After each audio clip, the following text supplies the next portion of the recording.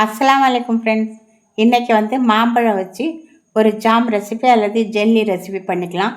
இதில் ஒரு சொட்டு நெய் எதுவுமே கிடையாது, எந்த ப்ரெசிவிட்டியும் கிடையாது. வாங்க இதை எப்படி செய்யலான்னு பார்க்கலாம். 4 மாம்பழம் எடுத்திருக்கேன். இந்த 4 மாம்பழத்து மேல் தோலெல்லாம் எடுத்தாச்சு. எடுத்து இதை குட்டி குட்டியாக கட் பண்ணிக்கலாம். இதுவும் தென்காசி மண்ணில் விளைஞ்ச மாம்பழம் தான். இந்த தோல் செம்ம கருப்பாக ஒரு சின்ன சின்ன துண்டாக நம்ம போட்டுக்கலாம்.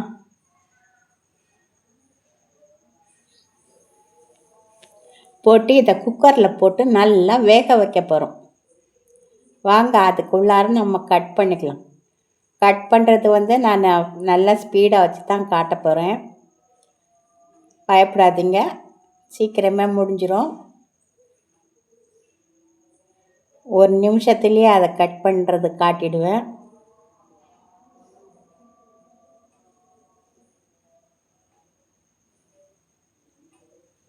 அவ்வளோதாங்க, எல்லாம் கட் பண்ணி முடிஞ்சாச்சு. இது ஏற்கனவே நல்ல ரொம்ப ரொம்ப இனிப்பாக இருந்துச்சு இந்த மாம்பழம். இந்த ஒரு குக்கரில் சேர்த்துக்கலாம். சேர்த்துட்டு இதில் பட்டை, லவங்க பட்டை இருக்குல்ல, அந்த பட்டை ஒரு பெரிய துண்டாக இதில் போட்டுக்கலாம். அந்த ஃப்ளேவர் ரொம்ப நல்லாயிருக்கும் இந்த ஜாமுக்கு. அதை போட்டு மூடி போட்டு நம்ம அடுப்பில் வச்சு ஒரு 2 விசில் கொடுத்தோம்னா நல்லா வெந்துடும். இப்போ 2 விசில் வந்துருச்சு. இப்போ திறந்து பார்த்துக்கலாம். நல்லா வெந்திருக்கு பாருங்கள். இப்போ அதுக்குள்ளே இருக்கிற அந்த பட்டையை நம்ம எடுத்து விட்ருவோம். இப்போ நமக்கு அதுக்கு தேவை கிடையாது. இப்போ இதை அப்படியே ஒரு கரண்டியில் கொஞ்சம் லேசாக மசிச்சிடலாம். இப்போ இதை கீழே இறக்கி வச்சுட்டு ஒரு ஜன்னி போட்டு அதில் இந்த மாம்பழங்களை கொஞ்சம் கொஞ்சமாக போட்டு இந்த மாதிரி தேய்ச்சோம்னா அது நல்லா வடிச்சும் வந்துடும், இந்த நாரும் வந்துடும். பயங்கரமான நார் இந்த மாம்பழத்தில். எவ்வளோ அது இனிப்பாக இருக்கோ அவ்வளோ நார் இருந்துச்சு. சாப்பிட்றலாம். இந்த மாதிரி செய்யணுன்னா அந்த நார் சரியாக வராது. அதனால் இந்த மாதிரி தேய்ச்சி எல்லா நாரையும் நான் எடுத்துட்டேன் பாருங்கள். எல்லாத்தையும் இதே மாதிரி எடுத்துக்கலாம்.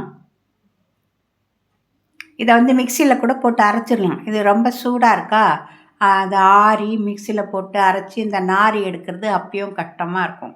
இப்படி எடுத்தால் தான் நார் ஈஸியாக எடுக்க முடியும். எல்லா நாரும் எடுத்தாச்சுங்க. இப்போ இந்த நல்ல பியூராக இந்த மாம்பழச்சாறு கிடச்சிருச்சு. இப்போ இந்த மாம்பழச்சாறை அளந்துக்கணும். இந்த அடுப்பு மேடெல்லாம் பார்த்திங்களா, வெள்ளை வெள்ளையாக இருக்குது. அது இன்னும் 2-3 நாள் ஆகும் அங்கே போகிறதுக்கு. அந்த நார்த்தங்காய் கட் பண்ணல, அந்த புளிப்பு போய் எல்லாமே வெள்ளையாக ஆயிடுச்சு. இனிமேல் தான் அதை நல்லா கழுவி விட்டு கூட அப்படித்தான் இருக்குது. அது எண்ணெய் ராத்திரி தடவி விடணுமா, அந்த மாதிரி தான் சொன்னாங்க. எண்ணெய் ராத்திரி தடவி விட்டுடுமா, காலையில் நல்லாயிருக்கும் அப்படின்னாங்க. இப்போ அளந்தாச்சு. 1 கப்பு வந்திருக்கு.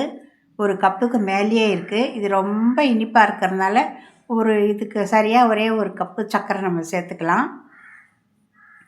இப்போ கடாயில் அடுப்பில் வச்சு இந்த பியூரியை அதில் போட்டாச்சு. போட்டு ஒரு கிண்டலாம்.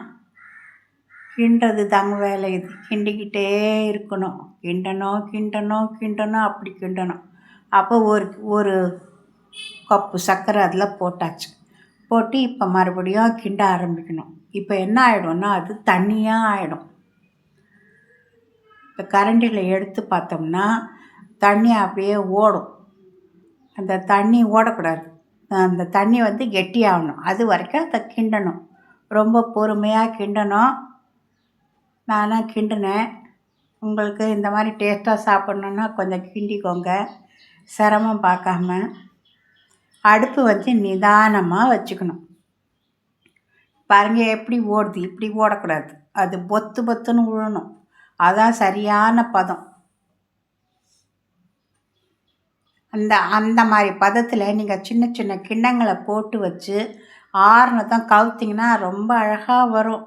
இது ரொம்ப கம்மியாக இருக்குது. நிறையா மாம்பழத்தில் அது நிறைய செய்யலாம். இது 4 மாம்பழத்தோட சாறு. அதுவும் சக்கை போயிட்டு நார் போயிட்டு மிச்சம் இது தான். அதனால் செய்ய முடியல. எங்கள் மரத்தில் மாம்பழம் வரட்டும், அப்போ நான் உங்களுக்கு செஞ்சு காட்டுறேன். அப்படியே கிண்ணமாக அழகாக வரும். அவ்வளோதாங்க.